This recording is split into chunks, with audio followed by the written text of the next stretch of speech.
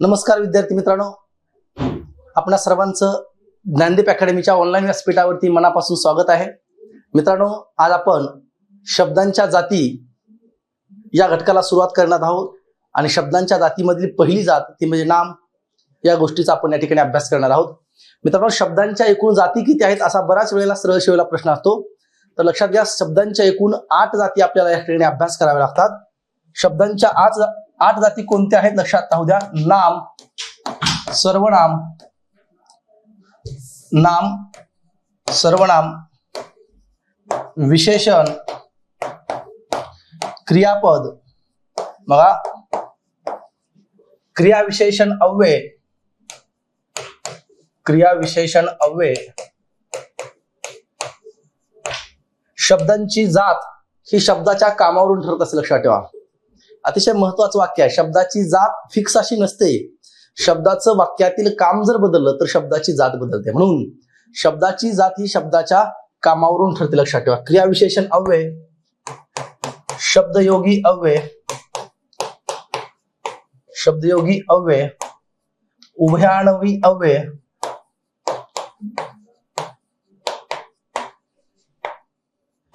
आणि केवल प्रयोगी अव्यय, लक्षात ठेवा. बघा, या शब्दाच्या 8 जाती आपल्याला शिकाव्या लागतात. याच्यावरती परीक्षेला प्रश्न असतो, पण आपल्या परीक्षा दृष्टिकोनातून जे महत्वाचं आहे ते शिकायचंय. मी मुद्दाम 4-4चे भाग केले, लक्षात ठेवा.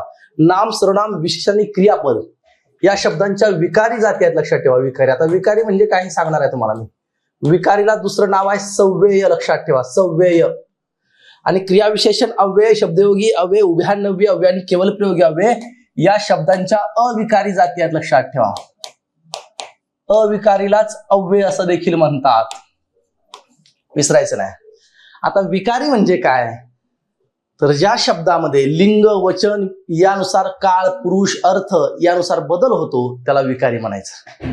शब्दशः अर्थ लक्षात ठेवा. विकारी म्हणजे बदल होतो आणि अविकारी म्हणजे काय, ज्या शब्दामध्ये लिंग, वचन, विभक्ती काळानुसार बदल होत नाही त्याला अविकारी म्हणायचं. बरोबर. बघा, मी आहे सर्वनाम आहे, मीचं आम्ही होतं, बदल झाला. मुलगा हे नाम आहे, मुलगाचं मुलगी होतं, लिंगानुसार बदल झाला, ते विकारी आहे, लक्षात ठेवा. विशेषण काळा, काळाचं काळी होतं, बदलतं, ते विकारी आहे, लक्षात ठेवा. बरोबर. जातो, मी शाळेत जातो, जातो क्रियापद आहे, ती शाळेत जाते, जातोचं जाते झालं, बदललं म्हणजे क्रियापद सुद्धा विकारी आहे. येतं लक्षात. म्हणून शब्दाच्या या 4 जाती ज्या आहेत, लक्षात ठेवा. नाम, सर्वनाम, विशेषण, क्रियापद यांच्यामध्ये बदल होतो, म्हणून या 4 जातींना विकारी जाती म्हणायचं. विकारीला सव्यय म्हणायचं, लक्षात ठेवा. सव्यय खर्च होतो, बदल होतो. आणि या 4 जाती लक्षात ठेवा. क्रियाविशेषण अव्यय, शब्दयोगी अव्यय, उभयान्वयी अव्यय आणि केवल प्रयोगी अव्यय या 4 जातीमध्ये लिंग, वचन, विभक्ती, काळ, पुरुष, अर्थानुसार बदल होत नाही, म्हणून त्याला अविकारी किंवा अव्यय असं म्हणतात. बघा, यांच्या नावामध्ये सगळ्यांच्या अव्यय आहे का, तर यांच्यामध्ये बदल होत नाही, लक्षात ठेवा. ओके, लक्षात येतंय. विकारी म्हणजे यांच्यात बदल होतो, अविकारी म्हणजे ज्यात बदल होत नाही. मग शब्दांच्या एकूण जाती 8. नाम, सर्वनाम, विशेषण, क्रियापद, क्रियाविशेषण अव्यय, शब्दयोगी अव्यय, उभयान्वयी अव्यय, केवल प्रयोगी अव्यय. आणि या शब्दाच्या 8 जातीपैकी विकारी किती? 4. कोणकोणत्या? नाम, सर्वनाम, विशेषण आणि क्रियापद. तर अविकारी किती? 4. क्रियाविशेषण अव्यय, शब्दयोगी अव्यय, उभयान्वयी अव्यय, केवल प्रयोगी अव्यय, लक्षात ठेवा. ओके, इथपर्यंत लक्षात आलं तुम्हाला? एवढं महत्वाचं आहे. चला मग आता आपण शिकूया शब्दाची पहिली जात मित्रांनो, ती म्हणजे नाम. मग नामामध्ये काय शिकायचं आपल्याला? नाम म्हणजे काय? नामाचे मुख्य 3 प्रकार आपल्याला शिकायचे, लक्षात ठेवा. सामान्य नाम काय, विशेष नाम काय आणि भाववाचक नाम काय, हे 3 महत्वाचे मुद्दे आपल्याला शिकायचे, लक्षात ठेवा. ओके, चला बघूया. मग आपण पहिला जो शब्दाची जात आहे पहिली ती म्हणजे नाम, हे आपण शिकूया. नाम झाल्यानंतर लक्षात ठेवा, आपण सर्वनाम नाही शिकायचं लगेच. नाम झाल्यानंतर सर्वनाम नाही शिकायचं, मुद्दाम. का नाही शिकायचं? तर नाम झाल्यानंतर नामावर अवलंबून असणाऱ्या 4 गोष्टी आहेत, लक्षात ठेवा. नाम, नामाचं लिंग, नामाचं वचन. लिंग आणि वचनावरती TCSच्या पॅटर्न मध्ये खूप प्रश्न आहेत, लक्षात ठेवा. लिंग, वचन, सामान्य रूप आणि विभक्तीच्या 4 गोष्टी शिकायच्या, मग सर्वनाम शिकायचं आपल्याला. ओके, चला मग शिकूया आपण नाम म्हणजे काय. आता नामामध्ये आपल्याला शिकायचं काय काय बघा. नामामध्ये पहिली महत्वाची गोष्ट शिकायची आहे सामान्य नाम. मग नाम म्हणजे काय? विशेष नाम. बघा, सामान्य नाम, विशेष नाम आणि भाववाचक नाम. असे नामाचे मित्रांनो 3 प्रकार आहेत, लक्षात ठेवा. असे नामाचे 3 प्रकार आहेत. ओके. मग नाम म्हणजे काय? तर आपल्या डोळ्यांना प्रत्यक्ष दिसणाऱ्या, बघा आपल्या डोळ्यांना ज्या वस्तू दिसतात, मग त्या काय, व्यक्ती असेल, प्राणी असेल, पदार्थ असेल, जागा असेल, ठिकाण असेल, आणि कल्पनेने जाणवणाऱ्या गुणधर्मांना नाम असं म्हणतात. लक्षात ठेवा. काय म्हटलं मी? प्रत्यक्ष डोळ्यांना दिसणाऱ्या आणि कल्पनेने जाणवणाऱ्या गुणधर्मांना काय म्हणायचं? नाम असं म्हणतात. लक्षात ठेवा. दुसरी महत्वाची गोष्ट मित्रांनो, नाम म्हणजे काय असतं? नाम थोडक्यात नाव आहे. ठेवलेल्या नावाला नाम असं म्हणतात. आपण शाळेत असताना लहानपणी व्याख्या शिकलो होतो. ठेवलेल्या नावाला नाम असं म्हणतात. म्हणजे निसर्गामधली प्रत्येक वस्तू आहे, त्या वस्तूला एक नाव आहे. लक्षात ठेवा. आणि त्या प्रत्येक वस्तूला नाव आहे म्हणजे ते त्या वस्तूची ओळख आहे. लक्षात ठेवा. बघा, नाव जर नसतं, नाम जर नसतं तर वस्तू ओळखणं कठीण झालं असतं. म्हणून प्रत्येक निसर्गातल्या वस्तूला काय लक्षात ठेवा? नाव आहे. लक्षात ठेवा. आणि मग नाम ही शब्दाची जात विकार आहे. लक्षात ठेवा. काय आहे? विकार आहे. नामामध्ये बदल होतो, लिंगानुसार बदल होतो. नामामध्ये वचनानुसार बदल होतो. लक्षात ठेवा. बघा, नामामध्ये लिंगानुसार बदल होतो. नामामध्ये वचनानुसार सुद्धा बदल होतो. लक्षात ठेवा. म्हणजे नाम ही विकारी शब्द जाते. लक्षात ठेवा. आणि मग आता नामाचे आपल्याला मुख्य प्रकार पाहिजेत. नामाचे मुख्य 3 प्रकार आहेत मित्रांनो. पहिला आहे सामान्य नाम. पहिला कोण आहे? सामान्य नाम. दुसरा आहे विशेष नाम आणि तिसरा आहे भाववाचक नाम. अगोदर आपण सामान्य नाम आणि विशेष नामामधला फरक शिकूया, मग आपण भाववाचक नामाकडे येऊया. बरोबर. मग सामान्य नाम म्हणजे काय? बघा, नामच आहे पण सामान्य नाम एकाच वस्तूच्या पदार्थातील, बघा, एकाच वस्तूच्या पदार्थातील समान गुणधर्मामुळे त्या वस्तूला जे नाव दिलं होतं ना, त्याला सामान्य नाम असं म्हणतात. म्हणजे सामान्य नाम हे जनरल असतं, कुणाचंही असतं. लक्षात ठेवा. तर विशेष नाम काय असते? बरोबर. ज्या नामानं एका वस्तूचा, एका व्यक्तीचा, एका प्राण्याचा, एका ठिकाणाचा बोध होतो त्याला विशेष नाम असं म्हणतात. लक्षात ठेवा. म्हणजेच सामान्य नाम हे एका जातीचं असतं. लक्षात ठेवा, विसरायचं नाही. म्हणून सामान्य नाम हे जातीवाचक असतं, तर विशेष नाम हे एकट्याचं असतं, म्हणून विशेष नाम हे व्यक्तिवाचक असतं. लक्षात ठेवा. बघा, फरक पाहतोय आपण. सामान्य नाम आणि विशेष नामामधला फरक पाहतोय मित्रांनो. सामान्य नामाचं अनेक वचन होतं, वाक्य लक्षात ठेवायचं, महत्वाचे वाक्य आहेत. सामान्य नामाचं अनेक वचन शक्य असतं. लक्षात ठेवा. म्हणजेच काय, सामान्य नामाचं एक वचनही होतं आणि अनेक वचनही होते. लक्षात ठेवा. पण कोणतेही विशेष नाम नेहमी एक वचनीच असते. लक्षात ठेवा. हा मोठा फरक आहे. का हो? कारण विशेष नाम हे एकट्याचं असतं आणि विशेष नाम हे एकट्याच असल्यामुळे त्याचं अनेक वचन होऊ शकत नाही. लक्षात ठेवा.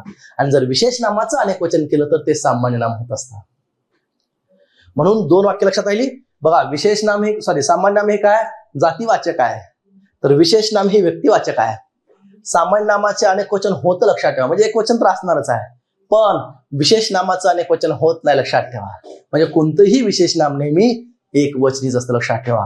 त्याचबरोबर सामान्य नामांना, लक्षात ठेवा, अतिशय महत्वाचं वाक्य आहे, सामान्य नामांना स्वतःचा अर्थ असतो. लक्षात ठेवा. अर्थ असतो. बघा, सामान्य नामाला स्वतःचा अर्थ असतो, परंतु विशेष नामाला स्वतःचा अर्थ नसतो. आता कसा अर्थ असतो, कसा अर्थ नसतो, एक उदाहरण सांगतो. लक्षात ठेवा. बघा आता सामान्य नाम मी काय सांगितलं? सामान्य नामाला स्वतःचा अर्थ असतो, तर विशेष नामाला स्वतःचा अर्थ नसतो. मित्रांनो, कसा अर्थ असतो, कसा अर्थ नसतो बघा. उदाहरणार्थ मी मुलगा म्हटलं. काय म्हटलं मी? मुलगा म्हटलं. मुलगा. आता मुलगा हा कसलं नाम आहे? लक्षात ठेवा. मुलगा हे कसलं नाम आहे? सामान्य नाम आहे. तर मुलगा या शब्दाला सामान्य अर्थ आहे का? आहे ना. मुलगा म्हणजे एक मुलगा.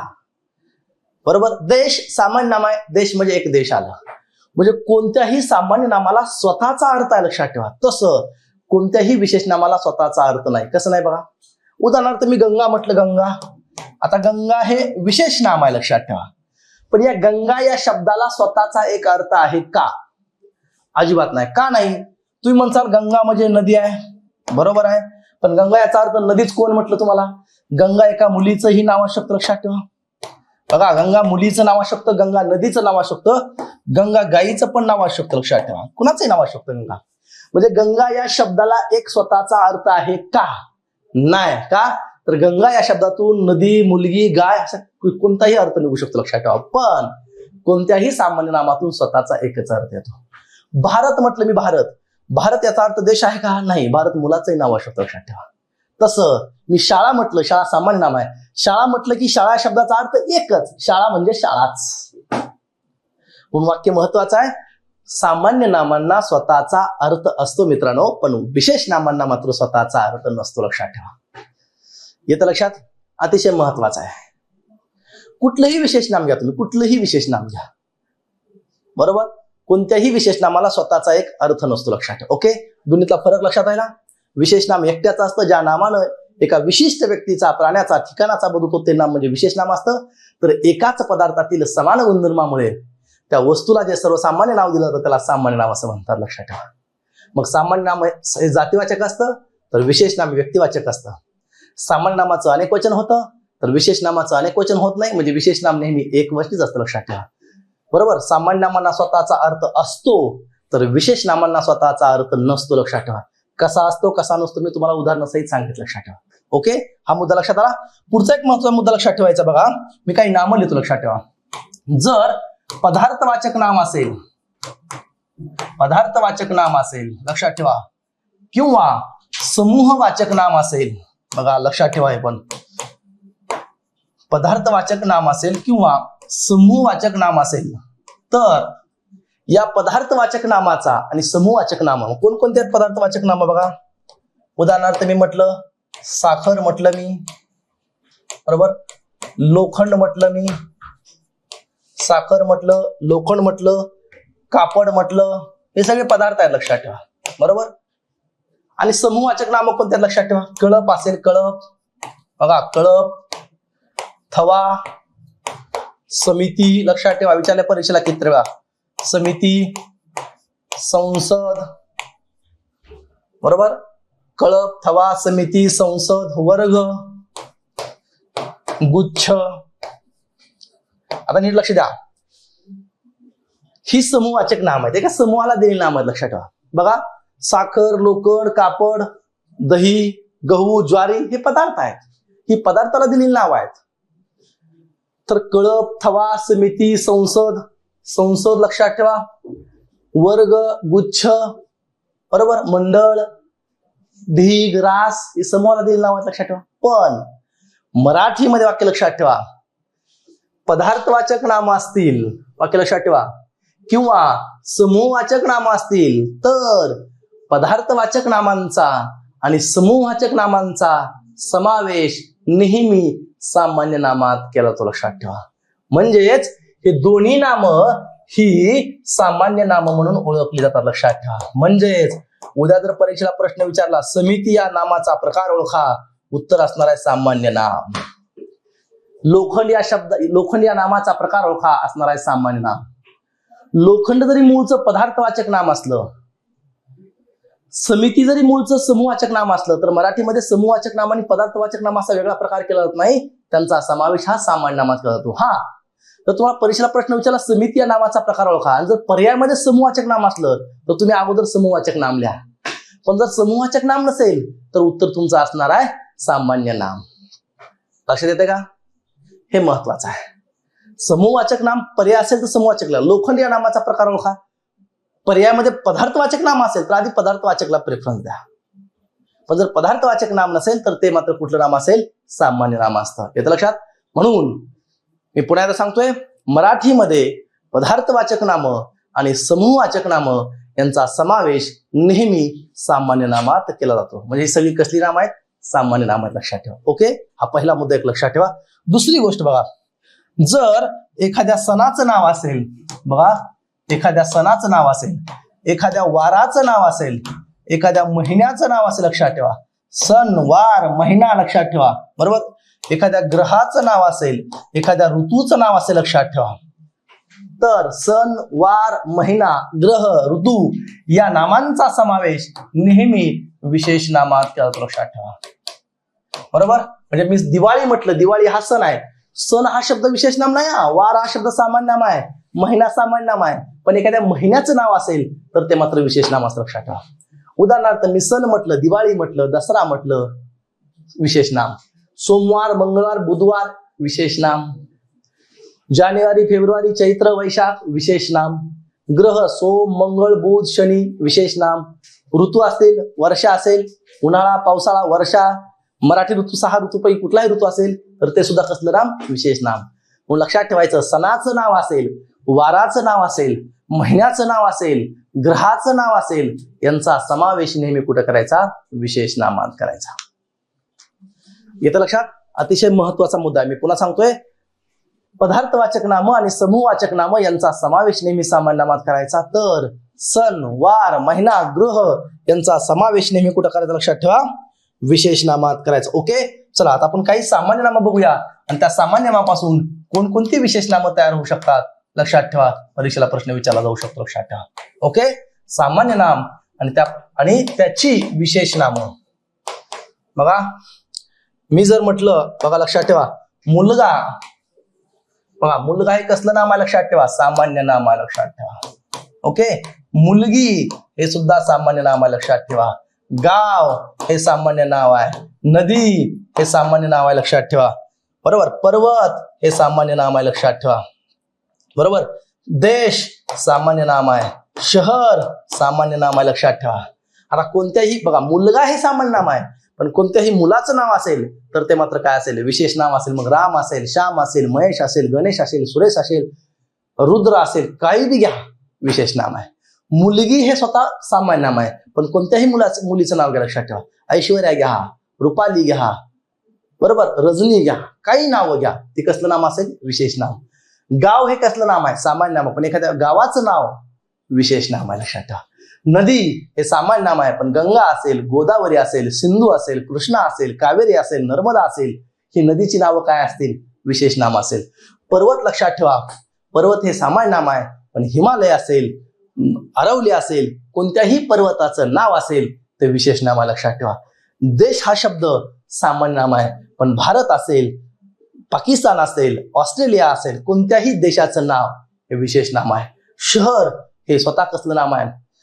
शहर हे सामान्य नाम आहे, पण कोणत्याही शहराचं नाव मात्र काय असेल? विशेष नाम असेल. लक्षात ठेवा. बघा, म्हणून मग सांगतोय की ही सगळी सामान्य नाम आहेत. लक्षात ठेवा. आणि यांच्यापासून कोणतंही तयार होणारं जे नाम आहे ते विशेष नाम आहे. म्हणजे कोणत्याही गावाचं नाम हे विशेष नाम असेल. लक्षात ठेवा. ओके, तर हा दोन्हीतला बेसिक फरक आहे, सामान्य नाम आणि विशेष नाम. लक्षात ठेवा. मी तुम्हाला भरपूर उदाहरणं सांगितलं की ही सगळी सामान्य नाम आहेत लेकरांनो.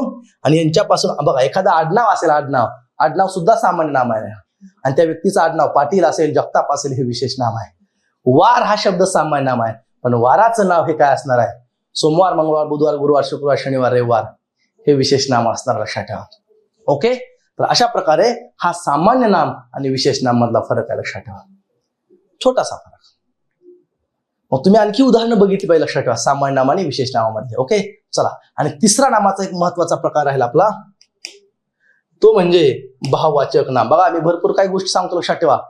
मी तुम्हाला सामान्य नाम सांगितलं, सामान्य नामाची वैशिष्ट्य सांगितली, विशेष नामाची व्याख्या, विशेष नामाचं वैशिष्ट्य, पदार्थवाचक नाम, समूहवाचक नामांचा समावेश कुठं करायचा हे देखील सांगितलं, सण, वार, ग्रह, महिन्यांचा समावेश कुठं करायचा हेही सांगितलं.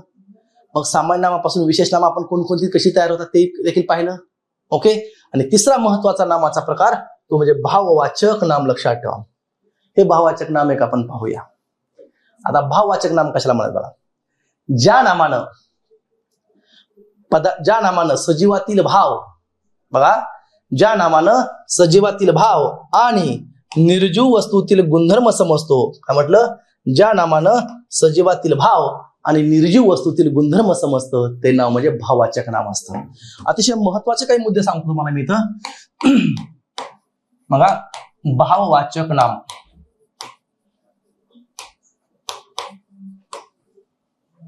भाववाचक नामानं सजीवातील भाव समजतो. काय समजतो? बघा, भाव कोणाचा असतो? सजीवातील भाव असतो. आणि निर्जीव वस्तूतील, लक्षात ठेवा, निर्जीव वस्तूतील गुणधर्म समजतो. निर्जीव वस्तूचा गुणधर्म म्हणूया आपण. बघा, ज्या नामानं सजीवाचा भाव आणि निर्जीव वस्तूतील गुणधर्म समजतो ते नाव असतं भाववाचक नाम. सगळ्यात महत्वाचं एक वाक्य लक्षात ठेवायचं, भाववाचक नाम. लगेच तुम्हाला कळलं, भाववाचक नाम हे कोणत्याही व्यक्तीचं नाव नसतं. बघा, म्हणजेच काय, भाववाचक नामानं कोणत्याही व्यक्तीचा किंवा वस्तूचा बोध होत नाही. जसं सामान्य नाम आणि विशेष नाम ही व्यक्तींना किंवा वस्तूला दिलेली नावं असतात, तसं भाववाचक नामानं कोणत्याही वस्तूचा कोणत्याही व्यक्तीचा बोध होत नाही, तर त्या व्यक्तीच्या अंगी असणारा गुणधर्म, त्या व्यक्तीच्या अंगी असणारा भाव आणि वस्तूच्या अंगी असणारा गुणधर्म यांचा बोध होतोय. हा सगळ्यात मोठा फरक आहे. म्हणजेच भाववाचक नामानं डायरेक्ट कोणत्या व्यक्तीचा किंवा वस्तूचा बोध होत नाही. ती वस्तूला दिलेली नावं नाही, तर ती गुणधर्माला दिलेली नावं असतात. लक्षात ठेवा. फरक कळला? मग कोणते बघा, प्रामाणिकपणा म्हटलं मी, प्रामाणिकपणा लक्षात ठेवा. प्रामाणिकपणा हे भाववाचक नाम आहे. दुःख असेल, प्रेम असेल, आनंद असेल. आता तुम्ही म्हणाल सर आनंद हे विशेष नाम नाही का? आनंद हे मुलाचं नाव होऊ शकत नाही का? होणार ना. ते वापरलंय कसं याच्यावर लक्षात ठेवा. बघा, आनंद शाळेत गेला असं जर म्हटलं मी, नीट लक्ष द्या, आनंद शाळेत गेला म्हटलं तर आनंद हे का मुलाचं नाव झालं. आणि मला खूप आनंद झाला असं जर म्हटलं तर आनंद हे भाववाचक नाम झालं. होऊ शकतं. म्हणजे कोणतं नाम कोणतं काम करतं. म्हणून नेहमी सांगतो, शब्दाची जात ही शब्दाच्या कामावरून ठरते मित्रांनो.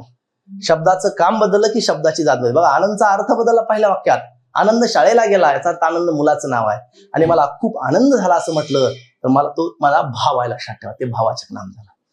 म्हणून मी पुन्हा सांगतोय, भाववाचक नामानं कोणत्याही व्यक्तीचा बोध होत नाहीये, कोणत्याही वस्तूचा बोध होत नाही, तर त्या व्यक्तीच्या किंवा वस्तूच्या अंगी असणारा गुणधर्म आपल्याला भाववाचक नामानं समजतो. लक्षात ठेवा. ओके. दुसरं वैशिष्ट्य, भाववाचक नामानं, भाववाचक नाम सुद्धा नेहमी एकवचनी असतं. लक्षात ठेवा. भाववाचक नाम सुद्धा नेहमी एकवचनी असतं. भाववाचक नामाचं सुद्धा अनेक वचन होत नाही.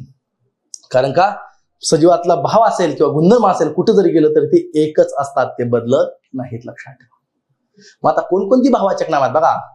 प्रेम असेल, दुःख असेल, गर्व असेल. लक्षात ठेवा, प्रेम असेल, दुःख असेल, गर्व असेल, गरिबी असेल, प्रामाणिकपणा असेल, हुशारी असेल, हुशार नाही, हुशार विशेष नाही. लक्षात ठेवा. लबाडी असेल, बरोबर, शांती असेल, ही सगळी भाववाचक नाम आहेत. लक्षात ठेवा. खूप भाववाचक नाम आहेत. प्रामाणिकपणा असेल, लक्षात ठेवा, बरोबर. मोठेपणा असेल, भाववाचक नाम आहे. दिसतो का रे मोठेपणा? नाही ना, जाणवतो. आणि शक्यतो भाववाचक नाम ही डोळ्यांना दिसणारी नसतात. लक्षात ठेवा, ती कल्पनेने जाणवावी लागतात. प्रेम दिसतं का कधी? नाही. दुःख दिसतं का? नाही. जाणवावं लागतं. लक्षात ठेवा. आणि हा मोठा फरक आहे सामान्य नाम, विशेष नाम आणि भाववाचक नाम मधला. मी तुम्हाला आणखी काही भाववाचक नामाची उदाहरण लक्षात ठेवा या ठिकाणी सांगतो. ओके. बघा, सुंदर, सौंदर्य असेल. सुंदर हे विशेषण आहे, पण सौंदर्य हे भाववाचक नाम आहे. लक्षात ठेवा. सौंदर्य, बरोबर. शौर्य असेल, गोडी असेल, गोडी. लक्षात ठेवा, गोड हे विशेषण आहे, पण गोडी म्हटलं तर भाववाचक नाम, बरोबर. प्रामाणिकपणा सांगितलं मग, अशी लक्षात ठेवा. गरिबी असेल, श्रीमंती असेल, ही सगळी भाववाचक नाम आहेत. लक्षात ठेवा. ओके. आणखी काही भाववाचक नाम तुम्हाला मी सांगतो. नागरिक असेल, नागरिक हे सामान्य नाम आहे, पण नागरिकत्व म्हटलं मी तर ते भाववाचक नाम होतं. लक्षात ठेवा.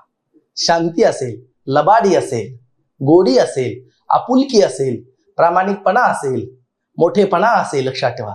लहानपणा असेल, ही सगळी भाववाचक नाम आहेत. सौंदर्य असेल, शौर्य असेल, धैर्य असेल, नाविन्य असेल, प्रावीण्य असेल, ही सगळी भाववाचक नाम आहेत. कारण हे गुणधर्माला दिलेली नाव आहेत. लक्षात ठेवा. ओके. सामान्य नाम, विशेष नाम आणि भाववाचक नाम. लक्षात ठेवा. हे नामाचे मुख्य 3 प्रकार आहेत. लक्षात ठेवा. आपल्याला परीक्षेला तुम्हाला 99% परीक्षेला प्रश्न हात असतो, नामाचा प्रकार ओळखा किंवा शब्दाची जात ओळखा. मग फार तर शब्दाची जात नाम म्हणून ओळखा येईल किंवा नामाचा प्रकार ओळखा. मग नामाचे 3 महत्वाचे मुख्य प्रकार, सामान्य नाम, विशेष नाम आणि भाववाचक नाम तुम्हाला ओळखता आले पाहिजे. बघा, रस्ता हे सामान्य नाम आहे. सावधगिरी भाववाचक नाम आहे. सावध विशेषण आहे, पण सावधगिरी म्हटलं तर भाववाचक नाम आहे, बरोबर. कामगिरी भाववाचक नाम आहे. दादागिरी भाववाचक नाम आहे. लक्षात ठेवा. हिमालय विशेष नाम आहे, पर्वताचं नाव आहे. हिमालय म्हणजे हिम म्हणजे बर्फ, आलय म्हणजे ठिकाण, बर्फाचं ठिकाण असं घेतलं तर ते सामान्य नाम असतं. पण हिमालय जर एका पर्वताचं नाव म्हणून घेतलं तर ते विशेष नाम होईल. लक्षात ठेवा, बरोबर. तुम्हाला फरक कळला पाहिजे. लक्षात ठेवा. सामान्य नाम आणि विशेष नामाला फरक कळला किंवा भाववाचक नाम आपोआप कळतं. मी फक्त भाववाचक नामाची एकच वैशिष्ट्य सगळ्यात महत्वाचं लक्षात ठेवा. पण भाववाचक नाम हे कुठल्याही व्यक्तीचं किंवा वस्तूचं नाव नसतं. आणि जर भाववाचक नाम हे वस्तूचं किंवा व्यक्तीचं म्हणून ठेवलं तर ते भाववाचक नाम राहत नाही. लक्षात ठेवा. उदाहरणार्थ सांगितलं मी तुम्हाला. लक्षात ठेवा. नम्रता, नम्रता हा गुणधर्म आहे, पण जर नम्रता एका मुलीचं नाव होऊ शकतं. नम्रता अभ्यास करते म्हटलं तर नम्रता हे विशेष नाम झालं. नम्रता पुन्हा त्या ठिकाणी भाववाचक नाम होत नाही, ते दुसऱ्या वाक्यात होईल. बघा, नम्रता अभ्यास करते आणि त्याच्या वागण्यात नम्रता होती, फरक आहे. नम्रता अभ्यास करते म्हणलं की नम्रता विशेष नाम झालं आणि त्याच्या वागण्यात नम्रता होती म्हणलं की नम्रता हे भाववाचक नाम झालं. म्हणजे काय काय भाववाचक नाम, वाक्य लक्षात ठेवा, काय काय भाववाचक नाम हे विशेष नामाचं काम सुद्धा करू शकतात, निश्चित करू शकता, लक्षात ठेवा. मग त्यावेळेस ती भाववाचक नामं नसतात, त्यावेळेस ती विशेष नामं असतात. म्हणून मी नेहमी सांगतो की शब्दाची जात ही शब्दाच्या कामावरून ठरते. शब्दाचं काम बदललं की शब्दाची जात सुद्धा बदलते, लक्षात ठेवा. अतिशय महत्वाचा नियम आहे. ओके, तर हे नामाचे मुख्य 3 प्रकार लक्षात ठेवा: सामान्य नाम, विशेष नाम आणि भाववाचक नाम. ओके, तर तुम्हाला परीक्षेला प्रश्न येईल, एकतर शब्दाची जात ओळखा किंवा नामाचा प्रकार ओळखा, सामान्य नाम, विशेष नाम आणि भाववाचक नाम. दुसरा प्रश्न तुम्हाला सरळ सेवेला याच्यावरती येणार नाही. ओके, या ठिकाणी आपण बघा, मी पुन्हा सांगतो, आपण काय काय पाहिलं बघा, खूप काही गोष्टी पाहिल्या, लक्षात ठेवा. नाम, सामान्य नाम, विशेष नाम, भाववाचक नाम मधला फरक सांगितला. त्याच्या अगोदर शब्द विकारी काय आहे, अविकारी काय हे तुम्हाला मी सांगितलं, लक्षात ठेवा. बरोबर, त्यानंतर हा फरक पाहिला. मग पदार्थवाचक नाम, समूहवाचक नाम पाहिलं, सण, वार, महिना, ग्रह, ऋतू पाहिलं आपण, लक्षात ठेवा. सामान्य नाम आणि विशेष नामाला कसं ओळखायचं, हे सगळी सामान्य नाम, त्यांच्यापासून काय काय विशेष नामं तयार होतात ते देखील आपण पाहिलं. त्याचबरोबर भाववाचक नाम काय असतं, लक्षात ठेवा. भाववाचक नाम कशी तयार होतात हे देखील आपण पाहिलं, लक्षात ठेवा. ओके, तर अशा प्रकारे आपण परीक्षाभिमुख आपल्याला TCS किंवा IBPS पॅटर्न नुसार नाम, तुम्हाला प्रश्न अवघड येतच नाही पडणार, तुम्हाला विनाकारण मी अवघड शिकवत बसणार नाही. अजून खूप काही माहिती आहे, लक्षात ठेवा याच्यामध्ये, पण आपल्याला ती गरजेची नाही आहे. आपण सरळ सेवेच्या दृष्टिकोनातून शिकतो, लक्षात घ्या. बरोबर, आपल्याला परीक्षा द्यायच्या तलाठी, वनरक्षक, ग्रामसेवक, आरोग्य सेवक, ज्या काही तत्सम सरळ सेवेच्या TCS आणि IBPS परीक्षा घेणार, लक्षात ठेवा. या परीक्षांचा दृष्टिकोन आपण अभ्यास करायचा आहे. विनाकारण मी तुम्हाला कितीही माहिती सांगत बसलो तर तुमच्या ते डोक्यावर जाईल, लक्षात ठेवा. ओके, जे मोजकं आहे, जे परीक्षेला गरजेचं आहे ते तुम्हाला मी सांगण्याच्या ठिकाणी प्रयत्न करतोय. बरोबर, चला, तर या ठिकाणी आपण शब्दाची पहिली जात, नाम, या घटकांचा आपला परीक्षेच्या दृष्टिकोनातून आपण माहिती पाहिलेली आहे, लक्षात ठेवा. मी मगाच सांगितलं की नामानंतर सर्वनाम आपल्याला लगेच शिकायचं नाही, लक्षात ठेवा. का, तर नामानंतर सर्वनाम शिकण्याच्या अगोदर नामावर अवलंबून असणाऱ्या महत्वाच्या 3 गोष्टी आहेत, ते म्हणजे नामाचं लिंग, लक्षात ठेवा. लिंग विचार, बघा इथं पण महत्वाचे जे मुद्दे आहेत ते मी तुम्हाला सांगणार आहे, लक्षात ठेवा. मग लिंगाचे महत्वाचे 3 प्रकार आपल्याला पाहायचे आहेत. एक म्हणजे पुल्लिंग पाहायचा, लक्षात ठेवा, पुल्लिंग. दुसरा असतो स्त्रीलिंग, लक्षात ठेवा, पुल्लिंग आहे. दुसरा आहे स्त्रीलिंग, स्त्रीलिंग. आणि तिसरा प्रकार आहे लिंगाचा, तो म्हणजे नपुंसक लिंग, लक्षात ठेवा. अगोदर लिंग म्हणजे काय, मग स्त्रीलिंग, पुल्लिंग आणि नपुंसक लिंग कशाला म्हणायचं ते आपण पाहूया. आणि मग काही महत्वाचे पुल्लिंगी आणि स्त्रीलिंगी शब्द मी तुम्हाला सांगणार, लक्षात ठेवा. त्याच्यावरती परीक्षेला प्रश्न असतो 100%. ओके, चला, एक लक्ष द्या आता. लिंग हे नामाच्या रूपावरून कळतं, लक्षात ठेवा. लिंग हे नामाच्या रूपावरून कळतं. मग लिंग कशाला म्हणायचं, तर एखादी वस्तू, एखादी सजीव, बघा लक्षात ठेवा, लिंग म्हणजे काय, एखादी वस्तू, प्राणी हे पुरुष जातीचं आहे. एखादी वस्तू, प्राणी हे पुरुष जातीचं आहे का स्त्री जातीचं आहे का, यापैकी कशाचाच बोध होत नाही, हे ज्याच्यावरून समजते आपल्याला त्याला लिंग असं म्हणतात, लक्षात ठेवा. लिंग याचा अर्थ खूण किंवा चिन्ह आहे, लक्षात ठेवा. काय ती ओळख आहे. लिंग हे नामाच्या रूपावर ओळखलं जातं. बरोबर, सजीवांचं लिंग हे वास्तविक असतं, लक्षात ठेवा. निर्जीवांचं लिंग हे काल्पनिक असतं, मानतो आपण. बरोबर, आणि लिंग व्यवस्था ही अनियमित आहे, लक्षात ठेवा, बदलत्या, धरसुडीच्या आहे, फिक्स असं काही नियम नाही, लक्षात ठेवा. आता निर्जीव वस्तूचं लिंग आपण त्याला काल्पनिक तो त्याला लादलाय आपण, लक्षात ठेवा. पेन, तो पेन म्हणतो आपण, पण याला तो पेनच का म्हणायचं, ती पेन का नाही म्हणायचं, ते पेन का नाही म्हणायचं, एक असेल तर का, तर याला लॉजिक एकच आहे, म्हणायचं म्हणून म्हणायचं. बरोबर, आणि लिंग ओळखताना आपल्याला सर्वनामाचा फार मोठा आधार घ्यावा लागतो किंवा आधार घेतो आपण. बघा, बरोबर, लिंग याचा अर्थ काय, एखादी वस्तू, एखादा प्राणी वास्तविक अथवा काल्पनिक पुरुष जातीचा आहे, स्त्री जातीचा आहे किंवा यापैकी कशाचाच बोध होत नाही, हे ज्याच्यावरून कळतं त्याला आपण पुल्लिंग मानतो, त्याला आपण लिंग असे म्हणतो, लक्षात ठेवा. मग लिंगाचे मुख्य 3 प्रकार आहेत. एक आहे पुल्लिंग, दुसरा आहे स्त्रीलिंग आणि तिसरा आहे नपुंसक लिंग. पुल्लिंग म्हणजे काय असतं, ज्या नामावरून पुरुष जातीचा बोध होत असेल त्याला आपण पुल्लिंग मानतो, लक्षात ठेवा. बरोबर, ज्या नामावरून पुरुष जातीचा बोध होतो त्याला आपण पुल्लिंग मानतो. मग पुल्लिंग मध्ये लक्षात ठेवा, पुल्लिंगी शब्द शोधण्यासाठी आपण तो या सर्वनामाचा वापर करतो. ज्या ज्या वस्तूच्या पाठीमागे तो हे सर्वनाम लागतं ते सगळी नावं आपण पुल्लिंग मानतो. लक्षात ठेवा, मुलगा तो मुलगा पुल्लिंग. बरोबर बरोबर का? जिल्हा तो जिल्हा पुल्लिंग. बैल तो बैल पुल्लिंग. देव तो बैल तो देव पुल्लिंग. वाघ तो वाघ पुल्लिंग. लक्षात ठेवा. पेन तो पेन पुल्लिंग. फळा तो फळा पुल्लिंग. पुल्लिंग कोणताही पुल्लिंगी शब्द तुम्हाला शोधायचा असेल तर त्याच्या पाठीमागे तो हे सर्वनाम लावायचं आणि तो या सर्वनामाचा वापर करून आपण पुल्लिंगी शब्द शोधतो. लक्षात ठेवा. ओके. स्त्रीलिंग म्हणजे काय तर स्त्री जातीचा बोध करून देणाऱ्या नामाला स्त्रीलिंग असं म्हणतात. म्हणजे ज्या नामावरून स्त्री जातीचा बोध होतो. लक्षात ठेवा. आणि स्त्रीलिंगी शब्द शोधण्यासाठी आपण ती या सर्वनामाचा वापर करून स्त्रीलिंगी शब्द शोधतो. लक्षात ठेवा. बरोबर. शाळा ती शाळा स्त्रीलिंगी आहे. नदी ती नदी स्त्रीलिंगी आहे. लक्षात ठेवा. गाय ती गाय स्त्रीलिंगी आहे. मुलगी ती मुलगी स्त्रीलिंगी आहे. बरोबर. लेखनी ती लेखनी स्त्रीलिंगी आहे. चांदणी ती चांदणी स्त्रीलिंगी आहे. लक्षात ठेवा. काठी ती काठी स्त्रीलिंगी आहे. इमारत ती इमारत स्त्रीलिंगी आहे. कितीही उदाहरणं सांगता येतील. म्हणून स्त्रीलिंगी शब्द शोधण्यासाठी आपण ती या सर्वनामाचा वापर करतो. लक्षात ठेवा. झालं स्त्रीलिंग. आणि नपुंसकलिंग म्हणजे काय? ज्या नामावरून पुरुष अथवा स्त्री या दोन्हीपैकी कोणत्याच जातीचा बोध होत नाही तेव्हा त्याला आपण स्त्रीलिंग मानतो. लक्षात ठेवा. आणि स्त्रीलिंगी शब्द शोधण्यासाठी मित्रांनो आपण ते या सर्वनामाचा वापर करतो. लक्षात ठेवा. बरोबर. ते या सर्वनामाचा वापर करून आपण स्त्रीलिंगी शब्द शोधतो. घर ते घर स्त्रीलिंग नपुंसकलिंग. लक्षात ठेवा. घड्याळ ते घड्याळ नपुंसकलिंग. लक्षात ठेवा. बरोबर. दुकान ते दुकान नपुंसकलिंग. लक्षात ठेवा. वासरू ते वासरू नपुंसकलिंग आहे. पाखरू ते पाखरू नपुंसकलिंग. लक्षात ठेवा. किती उदाहरण आपल्याला सांगता येते. लक्षात ठेवा. ओके. हे तीन महत्वाच्या गोष्टी तुम्हाला कळल्या. पुल्लिंग काय आहे, स्त्रीलिंग काय आणि नपुंसकलिंगी काय आहे, हे तीन गोष्टी लक्षात ठेवा. मी तुम्हाला पुढे काही उदाहरणं देणार आहे, फळ्यावर लिहूनच देणार. लक्षात ठेवा. जे की वारंवार परीक्षेला विचारलं जातं. लिंग ओळखा, पुल्लिंगी किंवा स्त्रीलिंगी शब्द ओळखा, असा बऱ्याच वेळा परीक्षेला प्रश्न असतो. लक्षात ठेवा. महत्वाचे मी तुम्हाला शब्द पुल्लिंगी आणि स्त्रीलिंगी लिहून दाखवणार. लक्षात ठेवा. ओके. तर हे लक्षात ठेवा. अशा प्रकारे पुल्लिंगी, स्त्रीलिंगी आणि नपुंसकलिंगी शब्द शोधले जातात. लक्षात ठेवा. चला पुढे बघा. पुढचा महत्वाचा मुद्दा म्हणजे काही शब्द पुराण असे आहेत की ते तिन्ही लिंगामध्ये वापरले जातात. असू द्या माहितीसाठी परीक्षेला विचारलं जाऊ शकतं. काही शब्द असे आहेत की ते तीनही लिंगामध्ये वापरले जातात. लक्षात ठेवा. बघा, एक अर्थ एकच आहे. उदाहरणार्थ बघा, मी जर म्हटलं देह, देह, काया, देह, काया आणि शरीर. बघा आता नीट लक्ष द्या. देह, काया, शरीर तिन्हीचा अर्थ एकच आहे. तिन्ही समान शब्दात. लक्षात ठेवा.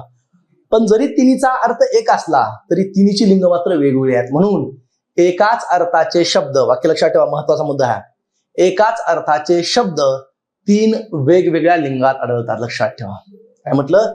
एकाच अर्थाचे शब्द तीन वेगवेगळ्या लिंगात आढळतात.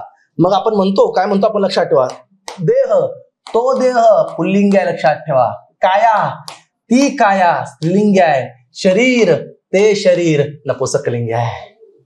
म्हणजेच देह, काया आणि शरीर तिघांचे अर्थ जवळपास सारखेच आहेत, पण तिघाची लिंग मात्र वेगळ्या. म्हणून एकाच अर्थाचे शब्द तीन वेगवेगळ्या लिंगात आढळतात. उदाहरणार्थ बघा, रुमाल तो रुमाल म्हणतो आपण, पुल्लिंग आहे. बरोबर. पगडी ती पगडी आहे. लक्षात ठेवा. अर्थ जवळपास सारखाच आहे, स्त्रीलिंग आहे. आणि पागोटे ते पागोटे नपुंसकलिंग आहे. लक्षात ठेवा. बरोबर. वाडा तो वाडा पुल्लिंग आहे. इमारत ती इमारत स्त्रीलिंग आहे. आणि घर ते घर नपुंसकलिंग आहे. लक्षात ठेवा. ओके. पुस्तक बघा, ग्रंथ तो ग्रंथ पुल्लिंग आहे. पोथी ती पोथी स्त्रीलिंग आहे. आणि पुस्तक म्हटलं मी तर ते पुस्तक नपुंसकलिंग आहे. म्हणजे पुराणो यातले जवळपास हे शब्दांचे सगळ्यांचे अर्थ जवळपास सारखे आहेत, पण सगळ्यांची लिंग मात्र वेगळी आहे. म्हणून एक वाक्य लक्षात ठेवा की एक नियम लक्षात ठेवा. एकाच अर्थाचे शब्द तीन वेगवेगळ्या लिंगात आढळतात. हे सुद्धा परीक्षेला विचारलं जातं. लक्षात ठेवा. ओके. हा एक मुद्दा महत्वाचा आहे, माहितीसाठी तुम्हाला मी सांगितलेला आहे. चला पुढे बघूया आपण. बघा, आता काही महत्वाचे पुल्लिंगी आणि स्त्रीलिंगी शब्द मी तुम्हाला सांगणार आहे. लक्षात ठेवा. इकडे पुल्लिंगी शब्द लिहूया आपण आणि इकडे त्याचे स्त्रीलिंगी शब्द लिहूया. बघा हे चुकायचं नाही हा. आता महत्व सांगतो, जे परीक्षेला येतात, परीक्षेला विचारतात ते सांगतो मला, लक्षात ठेवा. पुल्लिंग आणि स्त्रीलिंगी शब्द बघा. आता नीट लक्ष द्या. इकडे मी लिहितो शब्द, अगोदर मी पुल्लिंगी शब्द लिहिणार, लक्षात ठेवा. बघा वाघ हा शब्द आहे. वाघ बरोबर. आपण एका 2 कॉलम करूया, लक्षात ठेवा. इथं पुल्लिंग म्हणूया, पुल्लिंग, इकडं स्त्रीलिंग म्हणूया, लक्षात ठेवा. स्त्रीलिंग सेम इथं ये म्हणूया, म्हणजे जास्त शब्द बसतील आपले एका बोर्डवरती. इकडे आपण पुल्लिंग म्हणूया, इकडे आपण स्त्रीलिंग म्हणूया. ओके चला आता नीट लक्ष द्या. वाघ आहे, मी आधी काही शब्द लिहितो, लक्षात ठेवा. आपण ते स्त्रीलिंग बघूया आपण. वाघ, नर्तक, जे महत्वाचे ते लिहितो आम्ही, बाकी तुम्हाला येतं, लक्षात ठेवा. बरोबर. घोडा आणि घोडी येतं तुम्हाला, कुत्रा आणि कुत्री असलं कळतं तुम्हाला, लक्षात ठेवा. जे हटके आहे, जे तुमचं चुकू शकतं, ते शब्द मी तुम्हाला लिहितो, लक्षात ठेवा. वाघ लिहिला, सिंह, नर्तक, लक्षात ठेवा. बरोबर. लेखक, लेखिका तुम्हाला येतं, लक्षात ठेवा. महोदय, हंस, लक्षात ठेवा. हंस शब्द महत्वाचा आहे. दास शब्द लक्षात ठेवा, महत्वाचा आहे. पुल्लिंग शब्द लिहिलेत मी आधी. दास लक्षात ठेवा. वानर, लक्षात ठेवा. वानर परीक्षेला विचारलं जाऊ शकतं. बरोबर. बेडूक, लक्षात ठेवा. बेडूक परीक्षेला विचारलं जाऊ शकतं, लक्षात ठेवा. उंदीर, लक्षात ठेवा. उंदीर शब्द महत्वाचा आहे. बरोबर. अजून भाकरा शब्द लक्षात ठेवा. भाकरा हा पुल्लिंगी शब्द, लक्षात ठेवा. तुम्ही कधी ऐकला पण नसेल. आरसा हा शब्द लक्षात ठेवा. आरसा. ओके. अजून बरेच शब्द आहेत, पण हे लक्षात ठेवा. एवढे तरी लक्षात राहिले तरी. देव शब्द लक्षात ठेवा. देवचं देवी असते, माहित आहे तुम्हाला, पण तरी लक्षात राहू द्या. आता बघा चला, आता वाघ या शब्दाचं स्त्रीलिंगी रूप काय आहे आम्हाला सगळ्यांना माहित आहे. वाघीण आहे, पण लिहायचं कसं आमच्या अडचण, लक्षात ठेवा. का तर लिहायचं कसं आम्ही चुकू शकतो, लक्षात ठेवा. ओके. तर वाघाचं कोण असते? वाघीण असते. पण लक्षात ठेवा वाघीण कसं लिहायचं बघा. बरीच लेकरं घला वेलांटी पहिली देतात, पहिली नाही दुसरी दिवशी, लक्षात ठेवा. नर्तकचं काय असते, लक्षात ठेवा. नर्तकी नाही, तर नर्तकचं नर्तिका असते, लक्षात ठेवा. बघा हे महत्वाचं आहे. सिंह, सिंहीण असते, लक्षात ठेवा. सिंहीण कसं लिहायचं बघा. सिंह, सिंहीण. महोदयचं कोण असते माहिती आहे का? महोदया असते. महोदया. हंस, हंसीन नसते, हंस हंशी असते, लक्षात ठेवा. हे महत्वाचं आहे आपल्यासाठी. बरोबर. दास, दास दाशी असते, लक्षात ठेवा. दास, दाशीन नाही, दास दाशी असते. वानर, आता बरेच मुलं चुकतात, वानरला वानरीन म्हणतात, तर वानरच फक्त वानरी असते, लक्षात ठेवा. मग हे महत्वाचं तुम्हाला सांगतोय मी. बेडूकचं बेडकीन नाही, बेडूकचं बेडकी असते, लक्षात ठेवा. आता बऱ्याच लेकरांना उंदीरचं काय असतं माहित नाही. उंदीर आम्ही लक्षात ठेवा. उंदीरचं उंदरी असते. कोण असते? उंदरीन नाही, उंदरी असते. भाकरा, लक्षात ठेवा. भाकर असते स्त्रीलिंगी शब्द. भाकर हा स्त्रीलिंगी शब्द आहे. ती भाकर तर तो भाकरा असतो, लक्षात ठेवा. लहान असता आकारानं भाकरा. बरोबर. आरसाचं आरशी असते. कोण असते? आरशी असते, लक्षात ठेवा. देवचं देवी असते, लक्षात ठेवा. बघा शिक्षकचं शिक्षिका असते, हे माहित आहे तुम्हाला. मास्तरचं मास्तरीन असते. माळीचं माळीन असते. हत्तीचं हत्तीन असते, लक्षात ठेवा. हे तुम्हाला सांगता येतं, पण हे हटके आहेत, हे लक्षात ठेवा. हे पुल्लिंग आहेत, हे त्यांचे स्त्रीलिंग आहेत, लक्षात ठेवा सगळ्यांची. आणखी मला काही महत्वाचे पुल्लिंग आणि स्त्रीलिंगी शब्द तुम्हाला सांगायचे का ते परीक्षेला 101% विचारलं जातं. पण हेही जरा हटके आहेत. बाकी तुम्हाला सांगता येतं. तरुण, तरुणी हे सांगता येतं, लक्षात ठेवा. नट, नटी, नर, नारी हे काय सांगायची तुम्हाला गरज नाही. बरोबर. वाघ, वाघीण सांगितलंय. कुत्रान, कुत्रीन, मुलगान, मुलगीन, घोडान, घोडी हे तुम्हाला येतं, ते काय तुम्हाला सांगायची गरज नाही. हे सोपं आहे म्हणून ते सांगितलं नाही. फक्त जे अवघड आहे तेवढं फक्त आम्ही सांगितलेलं आहे, लक्षात ठेवा. ठीक आहे. आता पुढे आणखी काही शब्द आहेत महत्वाचे, ते तुम्हाला मी सांगतो, लक्षात ठेवा. इकडे पुल्लिंगी लिहितो मी, इकडे स्त्रीलिंग. आधी पुल्लिंगी लिहूया बघा. हे सगळं महत्वाचं बघा. वाघ्या, वाघ्या इकडे पुल्लिंगी लिहितो आम्ही अगोदर. मोर, हे सगळे शब्द महत्वाचे परवाना, सगळे. पोपट, पोपट लक्षात ठेवा. बघा प्रत्येक परीक्षेला प्रश्न आलेत. कवी, कवी. बोकड, बोकड लक्षात ठेवा. बोकड. रेडा, रेडा, रेडा. खोंड, खोंड. चला इथं उत्तर लिहायचं आपल्याला, मी जागा सोडतो. खोंड, विधूर, विधूर, नर्तक झाले, नर्तक पाहिले आपण. उंट, हे सगळ्यात महत्वाचा लिंग विचारा. लिंग या चॅप्टर मध्ये जर सगळ्यात जास्त प्रश्न कशावर असतील तर या शब्दावरती प्रश्न लक्षात ठेवा. बरोबर. उंट. एडका, एडका. व्याही, व्याही लक्षात राहू द्या, व्याही. साधू, साधू. गवळी, गवळी. आता नवरान बायकोन असलं सांगत आहे तुम्हाला, ते माहित आहे, लक्षात ठेवा. बैलन, गायन, राजान, राणीन हे माहित आहे तुम्हाला, ते काय सांगायची गरज नाही, लक्षात ठेवा. ओके. वर, वर हे पण सांगायचं मला गरज नाही, लक्षात ठेवा. चला आणखी काही महत्वाचे शब्द आहेत का? बस झालं एवढं. चला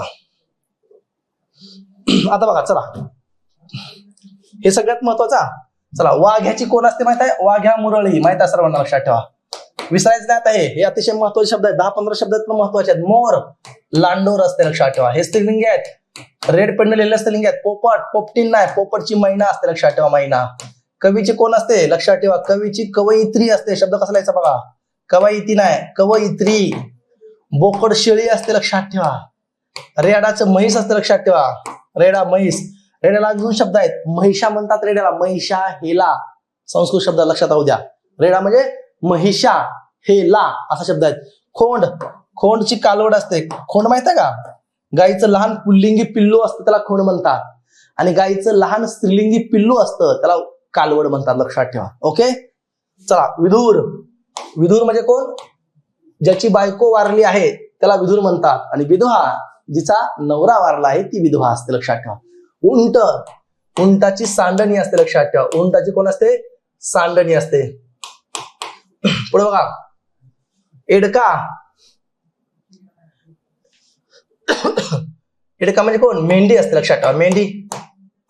व्याही, विहीन असते. आता बऱ्याच लोकांना व्याही आणि विहीनचा अर्थ सुद्धा कळणार नाही. व्याही म्हणजे कोण असतं माहिती आहे का? व्याही म्हणजे नवऱ्याचा वडील आणि बायकोचा वडील. बघा, व्याही म्हणजे कोण? नवऱ्याचा बाप आणि बायकोचा बाप या दोघांचं नातं व्याही असतात. तर नवऱ्याची आई आणि बायकोची आई या दोघींचं नातं विहीन असतं, लक्षात राहू द्या. ओके. साधू, साध्वी असते, लक्षात ठेवा. साधू, साध्वी असते, लक्षात ठेवा. गवळी, गवळण असते, गवळ्याची गवळण. वर, वराची वधू असते, लक्षात ठेवा. वराची कोण असते? वधू असते. ओके. अजून काही महत्वाचे शब्द राहिले का मला बघू द्या. बोका राहिला महत्वाचा. बोका, बोका शब्द राहिला महत्वाचा. हा पण शब्द बऱ्याच वेळा विचारलाय. बोका, बोका लक्षात ठेवा, पुल्लिंगी शब्द आहे. अजून काही शब्द राहिले का? बरोबर. दिग्दर्शक लक्षात ठेवा. दिग्दर्शक, दिग्दर्शक. दिग्दर्शिका असते, लक्षात ठेवा. बरोबर. विधाता, विधाता, विधात्री असते, लक्षात ठेवा. चला, बोकाची कोण असते? भाटी असते, लक्षात ठेवा. बोका, बोका माहित आहे? भाटी असते, मांजर नाही म्हणायचं. दिग्दर्शक, दिग्दर्शिका असते. विधाता, विधात्री असते, लक्षात ठेवा. विधाता, विधात्री असते. ओके. हे शब्द पुराण मी पुन्हा सांगतोय, हे अतिशय महत्वाचे शब्द आहेत, लक्षात ठेवा. कारण याच्यावरती परीक्षेला वारंवार प्रश्न आले, लक्षात ठेवा, वारंवार. बघा, मी याच्या आधीही काही तुम्हाला महत्वाचे लक्षात ठेवा, पुल्लिंग आणि स्त्रीलिंगी सांगितलं, लक्षात ठेवा. आणि तुम्ही घरी जाऊन बघा, शक्यतो याच्या बाहेरचा शब्द तुम्हाला, आणि तुम्हाला 101% प्रश्न परीक्षा असा आहे की पुल्लिंगी शब्द ओळखा, स्त्रीलिंगी शब्द ओळखा, नपुंसकलिंगी शब्द ओळखा, किंवा याचं स्त्रीलिंगी रूप काय, याचं पुल्लिंगी रूप काय, असाच प्रश्न परीक्षेला तुम्हाला आहे. आता लिंगाचे नियम असतात, ते नियम आपल्याला काही देणे घेण्याप्रमाणे, म्हणून मी तुम्हाला ते सांगतो की जे महत्वाचं आहे तेवढं मी तुम्हाला सांगतो, लक्षात ठेवा. परीक्षेच्या दृष्टिकोनातून जे आपल्यासाठी महत्वाचं आहे तेवढं मी तुम्हाला सांगतो. ओके. तर हे सगळे शब्द मी पुन्हा सांगतोय. बघा, हे देखील तुम्हाला मी सांगितलं कसं आहे, काय पुल्लिंगी कसं ओळखायचं, स्त्रीलिंगी कसं ओळखायचं, नपुंसकलिंग कसं ओळखायचं सांगितलं. एकाच अर्थाचे शब्द 3 वेगळ्या लिंगात कसे आढळतात तेही तुम्हाला सांगितलं. बरोबर. हे महत्वाचे पुल्लिंगीचं स्त्रीलिंगी रूप तुम्हाला मी सांगितलं. त्याचबरोबर त्याच्याही पेक्षा जास्त महत्वाचं हा चार्ट म्हणूया किंवा आपण ही सगळी नामं, ही सगळी पुल्लिंगीचं स्त्रीलिंगी सगळ्यात जास्त महत्वाची आहेत. ही परीक्षेला वारंवार विचारलेली आहेत, लक्षात ठेवा. ओके. आपल्या परीक्षा दृष्टिकोनातून लिंग विचार किंवा ज्या घटकावरती जास्त प्रश्न येतात ते सगळे तुम्हाला मी उदाहरण या ठिकाणी सांगितलेली आहेत. येतं लक्षात. चला, या ठिकाणी आपला लिंग विचार हा टॉपिक संपलेला आहे, लक्षात ठेवा. चला, लिंगानंतर पुढचा नामावर अवलंबून असणारी गोष्ट आहे ती म्हणजे वचन. वचनावरती सुद्धा तुम्हाला बऱ्याच वेळा प्रश्न आहे, लक्षात ठेवा. वचन विचार. मग आता वचन विचार म्हणजे काय हे पण सांगतो. वचनाचे प्रकार पण पाहूया आपण, लक्षात ठेवा. वचन विचार, बरोबर. वचनाचे दोन प्रकार असतात. पहिला असतो एक वचन.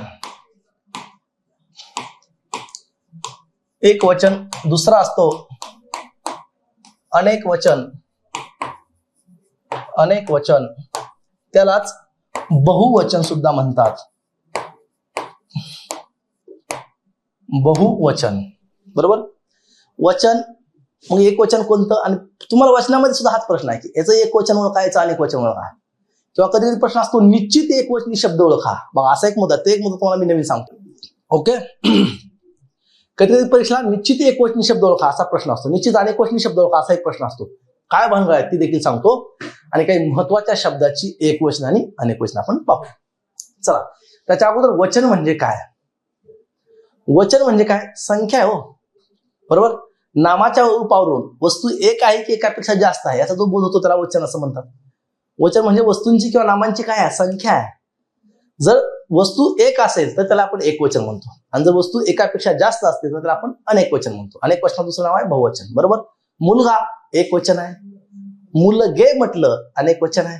आता बऱ्याच लेकरांना मुलगा या नामाचं अनेक वचन माहित नसतं, लक्षात ठेवा. मुलगाचं मुले म्हणतात, तर मुलगाचं अनेक वचन मुले नसतात, मुलगे असतात, लक्षात ठेवा. हे जे हटके आहे ते तुम्हाला मी बोर्डवरती सोडून दाखवणार, लक्षात ठेवा. ओके. मग कधी कधी वस्तू दोन असतील तर त्याला आपल्याकडे अनेक वचनात म्हणलं जातं, लक्षात ठेवा. संस्कृतमध्ये 3 वचनं असतात, लक्षात ठेवा. विचारलं जाऊ शकतं, संस्कृतमध्ये 3 वचन आहेत, लक्षात ठेवा. संस्कृतमध्ये एक वचन एक असतं, संस्कृतमध्ये द्विवचन एक असतं, लक्षात ठेवा. द्विवचन. आणि संस्कृतमध्ये अनेक वचन किंवा बहुवचन एक असतं, लक्षात ठेवा. बघा, एक वचन म्हणजे एक वस्तू, द्विवचन म्हणजे 2, आणि बहुवचन म्हणजे 2 पेक्षा जास्त. पण संस्कृत मधल्या द्विवचन मराठीत मानलं जात नाही, लक्षात ठेवा. संस्कृतमध्ये जे द्विवचन आहे ते मराठीत मानलं जात नाही, तर संस्कृत मधल्या द्विवचनाचा समावेश, वाक्य लक्षात ठेवा, संस्कृत मधल्या द्विवचनाचा समावेश मराठीत अनेक वचनात केला जातो.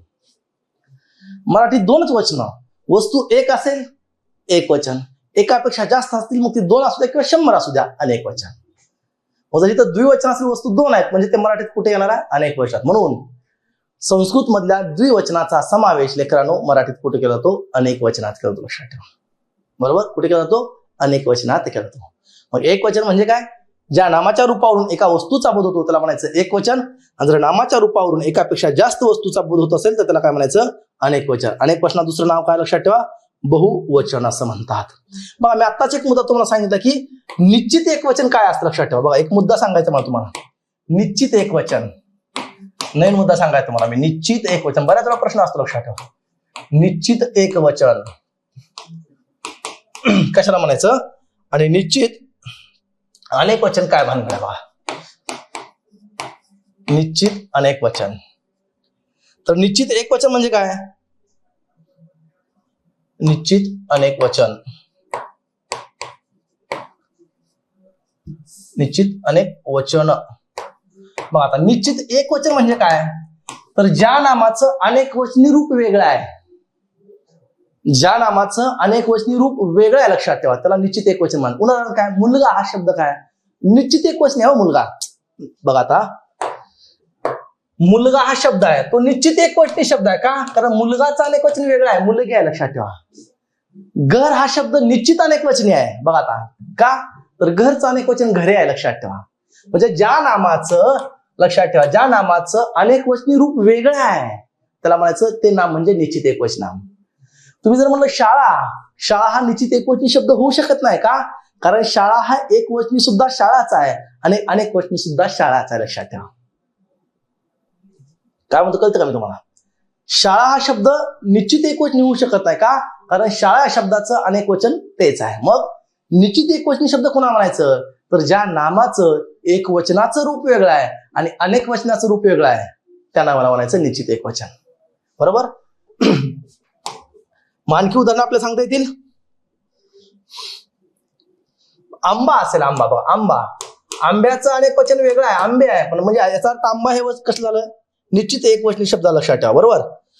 आता निश्चित अनेक वचन कशाला म्हणायचं, ज्या नामाचं बघा, मग आता ह्याच मुलगाचं अनेक वचन काय होईल, मुलगे होईल, मुलगे लक्षात ठेवा.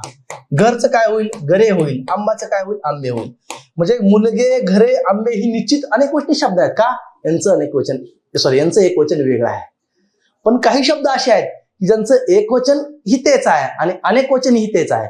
मग त्या नामाला निश्चित एकवचनही म्हणता येत नाही आणि निश्चित अनेकवचनही म्हणता येत नाही. मग परीक्षेला प्रश्न असतो, खालील पर्यायातून निश्चित एकवचन असलेला पर्याय ओळखा. कसं, इकडे बघा, आता गंमत सांगतो. बघा, शाळा,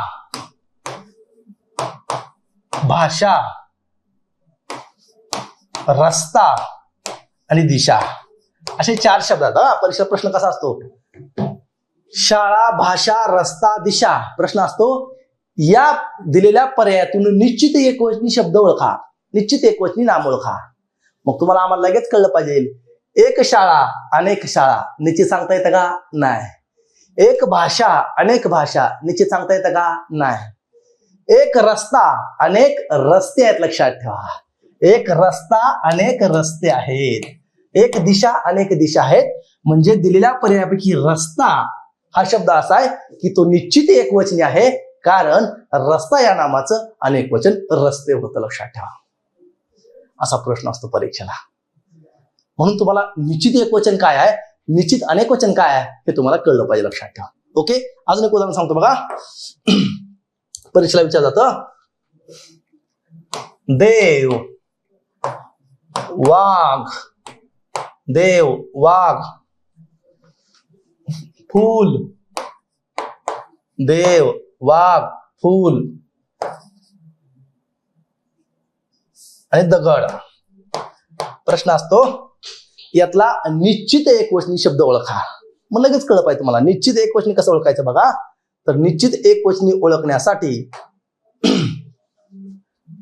एक देव अनेक देव ओळखता येईल का, नाही. का, कारण देव या शब्दाचं एक वचन तेच आहे, अनेक वचन तेच, त्यामुळे निश्चित एक वचन आहे का अनेक वचन सांगू शकत नाही. वाघ, एक वाघ अनेक वाघच आहेत, पण एक फूल अनेक फुले आहेत, लक्षात ठेवा. अनेक फुले आहेत. म्हणजेच फूल हा शब्द असा आहे की तो निश्चित एकवचनी आहे. दगड, एक दगड अनेक दगड आहेत, लक्षात. अनेक दगडे नसतात, अनेक दगड असतात, लक्षात ठेवा. म्हणजे दगड हा शब्द असा आहे की तो निश्चित एकवचनी नाही सांगू शकत आपण. पण फूल हा शब्द असा आहे की आपण निश्चित सांगू शकतो की तो एकवचनीच आहे. असा प्रश्न असतो परीक्षेला, निश्चित एकवचन ओळखा किंवा निश्चित अनेक वचन ओळखा, असाही परीक्षेला प्रश्न विचारला जाऊ शकतो. ओके. आता बघा, पुन्हा बघा, निश्चित अनेक वचनी शब्द ओळखा. तळे, तळे किंवा यातला अनेक वचनी शब्द ओळखा म्हणून प्रश्न आला. आंबे, आंबे, नाणे, नाणे, गाणे, लक्षात ठेवा. यातला अनेक वचनी शब्द ओळखायचा आपल्या, लक्षात ठेवा. अरे सोपा आहे का, एक तळे अनेक तळी असतात, म्हणजे तळे हे एक वचनी आहे. आंबे, एक आंबा आहे अनेक आंबे आहेत, म्हणजे आपला आंबे हा काय अनेक वचनी शब्द, लक्षात ठेवा. एक नाणे अनेक नाणी असतात, एक गाणे अनेक गाणी असतात, लक्षात ठेवा. ओके. परीक्षेला अशा स्वरूपाचा प्रश्न येतो. मग तुम्हाला निश्चित एकवचन म्हणजे काय कळलं असेल आणि निश्चित अनेक वचन म्हणजे काय. मी पुन्हा सांगतोय, निश्चित एकवचन त्याला म्हणायचं ज्याचं एक वचनाचं रूप वेगळं असतं आणि अनेक वचनाचं रूप वेगळं असतं. सेम निश्चित अनेक वचनाचं आहे. एक वचनाचं रूप वेगळं आहे आणि अनेक वचनाचं रूप वेगळं आहे, तेव्हा त्याच नामाला फक्त निश्चित एक वचन निश्चित अनेक वचन म्हणू शकतो. म्हणजे काही नामं अशी आहेत परणो त्याचं एक वचनी रूप तेच असतं आणि अनेक वचनी रूप सुद्धा तेच असतं. मग तुम्ही म्हणाल सर मग ते एक वचन आहे का अनेक वचन आहे, मी कसं ओळखायचं, ते वापरलंय कसं याच्यावर कळत, याच्याशिवाय कळत नाही, लक्षात ठेवा. बरोबर आहे का नाही. वापरलंय कसं याच्याशिवाय कळत नाही. वापरल्यावर ते कळतं, वाक्यात वापरल्यावर कळतं की ते एक वचन आहे का अनेक वचन आहे. कारण ते एक वचनी म्हणून वापरलं असेल तर समोर येणारं क्रियापद सुद्धा एक वचनी असतं. ते अनेक वचन म्हणून वापरलं असेल तर समोर येणारं क्रियापद सुद्धा काय असतं, अनेक वचनी असतं. एवढं साधं आणि सोपं आहे, लक्षात ठेवा. ओके. चला, अतिशय महत्वाचा मुद्दा मी तुम्हाला सांगितलं. मग आता आपण अशी काही नामं बघूया ज्या नामाचं एकवचन काय आहे आणि अनेक वचन काय आहे, लक्षात ठेवा. ओके, चला, हा एक महत्वाचा मुद्दा आपण वचनामध्ये पाहूया. मग आता मी आधी एक वचन लिहितो, आपण त्याचं अनेक वचन पाहूया.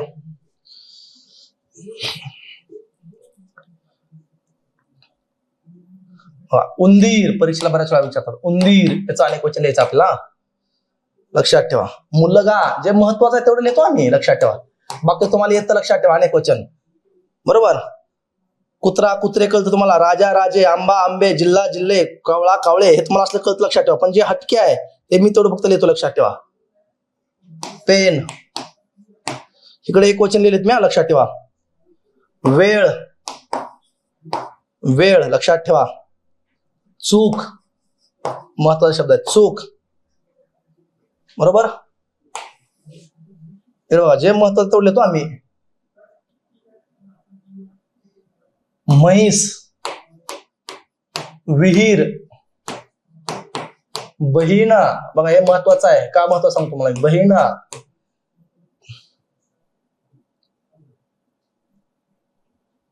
विहीणा,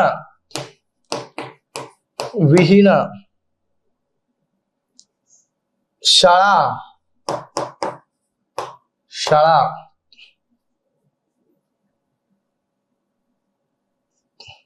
बरोबर. बाई, लक्षात ठेवा. आई, आई, लक्षात ठेवा.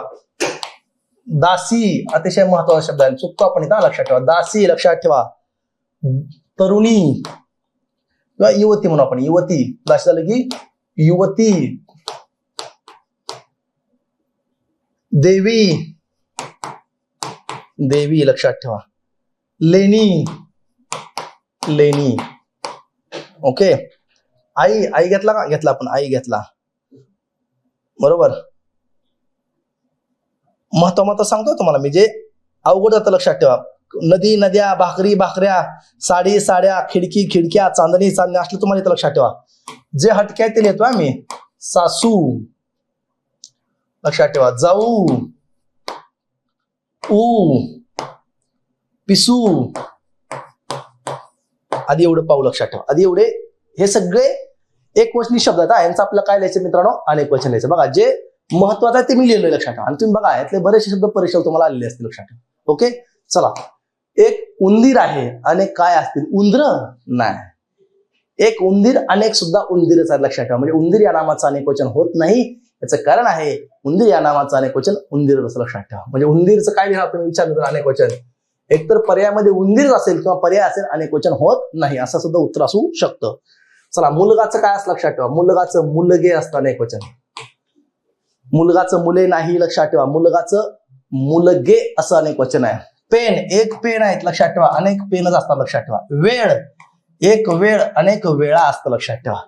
एक चूक, अनेक चुका असतात, पण लक्षात ठेवा, चूक मध्ये वेलांटी चूक मध्ये चला उकार दुसरा आहे, पण चुकामध्ये उकार काय पहिला आहे, लक्षात ठेवा. चला, म्हैस, अनेक म्हशी असतात. कसं लिहायचं शब्द, विहीर. हा शब्द अतिशय महत्वाचा आहे. का, कारण आम्हाला माहित आहे अनेक विहिरी असतात, पण लिहायचं कसं आमचं चुकतं. मग एक विहीर असेल तर अनेक विहिरी, लक्षात ठेवा. विहीर मध्ये ह लाव वेलांटी दुसरी असते, पण विहिरीमध्ये मात्र ह लाव वेलांटी पहिली असते, लक्षात ठेवा. हे महत्वाचं म्हणून ते लिहिलंय. बहीण, सेम तसा आहे. बहिणी, वेलांटी पहिली द्यायची, लक्षात ठेवा, ह ला. विहीन, विहीन, विहिणीमध्ये सुद्धा ह ला वेलांटी पहिली द्यायची. एक शाळा, अनेक काय असतील, शाळाच. एक बाई, अनेक बाया असतात, लक्षात ठेवा. आता आई शब्दाचं तुम्हाला सांगता येणार नाही, कारण बरेच जण म्हणतात एक आई अनेक आई. नाही, एक आई असेल तर अनेक आई नसतात, अनेक आया असतात, लक्षात ठेवा. आया विसरायचं नाही. दासी, आता इथं ह्या शब्दाला बघा, एक दासी, अनेक दाशा म्हणायचं नाही, अनेक दासीच, विसरू नका. एक युवती, अनेक युवत्या नसतात, अनेक युवतीच असतात. एक देवी, अनेक देव्या नाही, एक देवी, अनेक देव्या नाही, अनेक देवीच, लक्षात ठेवा. एक लेणी, आपण म्हणताना लेण्या म्हणतो, पण अनेक लेणीच असतात, लक्षात ठेवा. एक सासू असेल तर अनेक सासा असतात किंवा सासवा असतात. एक जाऊ असेल तर अनेक जावा असतात, लक्षात ठेवा. एक ऊ असेल तर अनेक उवा असतात. एक पिसू असेल तर अनेक पिसवा असतात, लक्षात ठेवा. मी पुन्हा एकदा सांगतो लेकरांनो तुम्हाला, हे अतिशय महत्वाचे शब्द आहेत ज्यांचं अनेकवचन, एकवचन आणि अनेकवचन वेगळं आहे. ओके, हे शब्द लक्षात ठेवा, हे पाठ ठेवायचे. मग बैलचं अनेकवचन काय असेल? बैलच. वाघचं वाघच. सिंहचं सिंहच. बरोबर. कुत्राचं कुत्रा नाही, कुत्रा एक कुत्रा, अनेक कुत्रे असतात. एक घोडा अनेक घोडे असतात. एक आंबा अनेक आंबे असतात. एक ससा अनेक ससे असतात. लक्षात ठेवा. एक नदी अनेक नद्या असतात. एक काठी अनेक काठ्या असतात. एक समयी अनेक समया असतात. एक लेखणी अनेक लेखण्या असतात. एक पणती अनेक पंत्या असतात. एक चांदणी अनेक चांदण्या असतात. एक खिडकी अनेक खिडक्या असतात. एक साडी अनेक साड्या असतात. एक माडी अनेक माड्या असतात. कितीही उदाहरणं आपल्याला सांगता येतील. ओके, ही अतिशय महत्वाची असणारी उदाहरणं मी तुम्हाला सांगितलं. लक्षात ठेवा, महत्वाची. आणखी काही उदाहरणं आहेत महत्वाची, ती आपण पाहूया. बघा,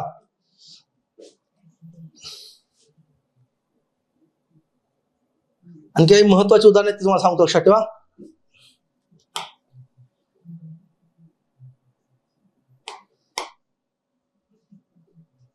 जळू. लक्षात ठेवा, जळू विचारतात परीक्षेला. जळू. चला पुढे. मूल. मूल कसा शब्द लिहिला बघा. फूल शब्द कसा लिहिला बघा. अनेक वचन विचारतात. फूल, मूल. बरोबर. पाणी. पाणी लक्षात ठेवा. पाखरू. पाखरू विसरायचं नाही. पाखरू. लिंबू. लक्षात ठेवा, लिंबू. आपण चुकतो लिंबू. गळू. गळू लक्षात ठेवा. आसू. आसू. तट्टू. तट्टू लक्षात ठेवा. वासरू. वासरू. बरोबर. गाणे. केळे लक्षात ठेवा. केळे. केळे. बरोबर. केळे लक्षात ठेवा. ओके, आता एवढे आपण आणखी काही महत्वाच्या शब्दाचे अनेक वचन आपण पाहूया. चला, जळू असतात. लक्षात ठेवा. जळू. जळूचं अनेक जळवा असतात. लक्षात ठेवा. मूल अनेक मुले असतात. पण लक्षात घ्या, मूल मध्ये मला उकार दुसरा असतो आणि मुले मध्ये मात्र उकार पहिला होतो. लक्षात ठेवा. फूल. एक फूल असतं, अनेक फुले असतात. पण नीट लक्षात द्या, बघा कसं लिहिलंय मी.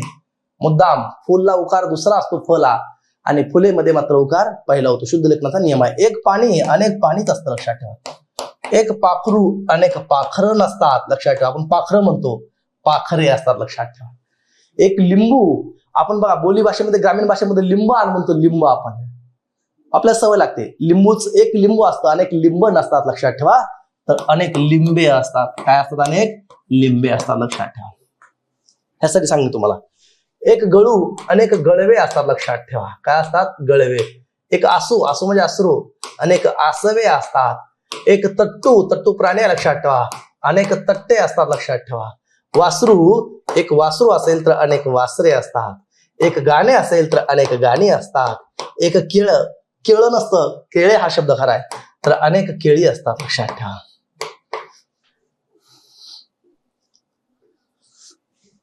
एक घड्याळ असेल तर अनेक घड्याळे असतात. एक शहर असेल तर अनेक शहरे असतात.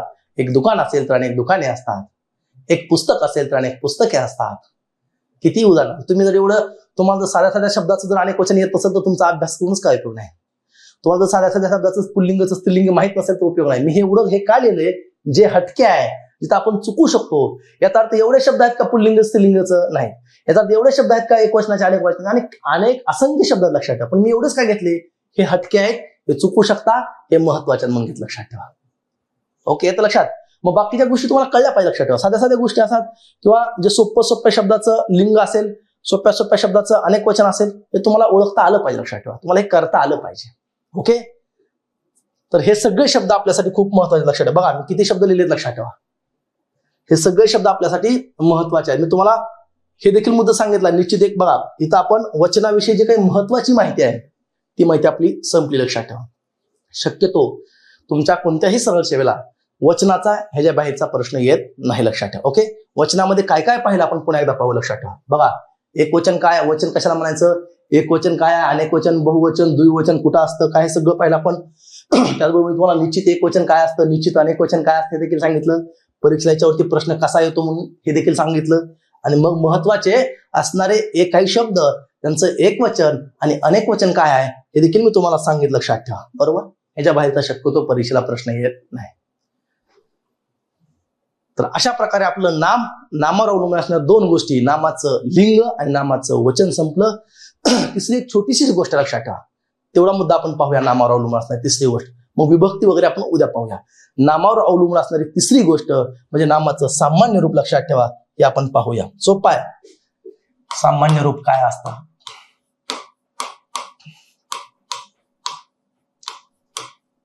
सोपं आहे. सामान्य रूप काय असतं आपण हा एक मुद्दा आपण पाहूया. लक्षात ठेवा. सामान्य रूप म्हणजे काय असतं, कसलं रूप असतं? सोपं आहे, एकदम सोपं आहे. तुम्हाला प्रत्येक शब्दाचं सामान्य रूप करता येणार. वाक्यात शब्द वापरताना बऱ्याच वेळा त्यांच्या मूळ रूपात वापरता येत नाही. लक्षात ठेवा. उदाहरणार्थ बघा, गणेश काठी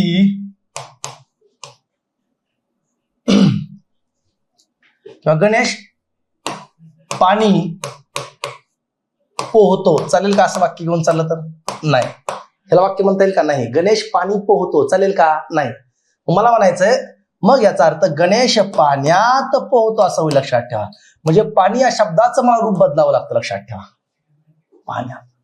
किंवा बऱ्याच वेळा असं होतं पोरांनो, एखाद्या शब्दाला जर आपला प्रत्यय लावायचा असेल तर विभक्तीचा प्रत्यय काय आपल्याला पुढच्या लेक्चरला शिकायचं आहे. एखाद्या शब्दाला विभक्तीचा प्रत्यय लावायचा असेल किंवा शब्दयोगी अव्यय लावायचा असेल तर बऱ्याच वेळा त्याच्या मूळ रूपाला लावता येत नाही. नीट लक्ष द्या मी काय म्हणतोय. उदाहरणार्थ, घर हा शब्द आहे. काय शब्द आहे? घर. मला या घर या शब्दाला वर हा शब्द लावायचा आहे. वर. बघा असं होईल का शब्द तयार? घरवर. घरवर होईल का? नाही. मग शब्द काय तयार होईल? घरावर होईल. लक्षात ठेवा. म्हणजे मूळ शब्दाला बऱ्याच वेळा मूळ शब्दाला विभक्तीचा प्रत्यय असेल किंवा मला शाळा हा शब्द लक्षात ठेवा. शाळा मला त लावायचा आहे. त. शाळात होईल का? शाळात नाही होणार. लक्षात ठेवा. काय होईल मग? त जर लावायचा असेल तर शाळेत असा शब्द तयार होईल. लक्षात ठेवा. म्हणजे इथं मी त हा विभक्तीचा प्रत्यय लावलाय. लक्षात घ्या. इथं वर हा शब्दयोगी अव्यय लावलाय. पण नीट लक्ष द्या. इथं काय म्हटलं मी बघा, इथं मी त शाळा या शब्दाला त हा विभक्तीचा प्रत्यय लावलाय आणि इथं घर या शब्दाला वर हा शब्दयोगी अव्यय लावलाय. पण नीट बघा, इथं शाळा या मूळ शब्दाला लागला नाहीये किंवा इथं घर या मूळ शब्दाला लागलाय. तर शाळा या शब्दाचं रूप बदललं. लक्षात ठेवा. शाळे झालं आणि घर या शब्दाचं घरा हे रूप झालं. तर शाळा या शब्दाचं जे होणारं शाळे रूप आहे किंवा घर या शब्दाचं होणारं घरा हे रूप आहे ते रूप म्हणजे सामान्य रूप असतं. मग व्याख्या काय सामान्य रूपाची? तर एखाद्या शब्दाला विभक्तीचा प्रत्यय लावण्यापूर्वी किंवा शब्दयोगी अव्यय लावण्यापूर्वी त्या शब्दाचं जे रूप तयार होतं त्या रूपाला सामान्य रूप असं म्हणतात. कसलं रूप म्हणायचं? सामान्य रूप. कोणतं बी घ्या. इकडे बघा आता. इकडे बघा आता. मंदिर हा शब्द आहे. मंदिर. मंदिर याला समोर लावायचा आहे. समोर. लक्षात ठेवा. मग डायरेक्ट शब्द काय तयार होईल? मंदिरासमोर. तुम्हाला जर एखाद्या शब्दाचं सामान्य रूप कळणं गेलं काय असेल तर त्याला कुठला तरी प्रत्यय लावायचा, त्याला काहीतरी मागशी पोट लावायचं. लक्षात ठेवा. आणि मग लावल्यानंतर ते जे लावलं ते काढून टाकायचं. लावलं ना, काय लावलंय? समोर. आणि जे खाली शिल्लक राहतं ते असतं सामान्य रूप. मग याचा अर्थ मंदिरचं सामान्य रूप काय झालं? मंदिरा झालं. लक्षात ठेवा. घोडा हा शब्द आहे. घोडा. आणि तुम्हाला एकदा प्रॅक्टिस झाली की तुम्हाला तोंडीच कळणार सामान्य रूप काय. लक्षात ठेवा. घोड्याचं सामान्य रूप काय होईल? लक्षात ठेवा. मला ले नावायचा ले. घोडाने होईल का? घोडाने नाही होणार. घोडाचं सामान्य रूप काय होईल मग? घोड्याने होणार. का?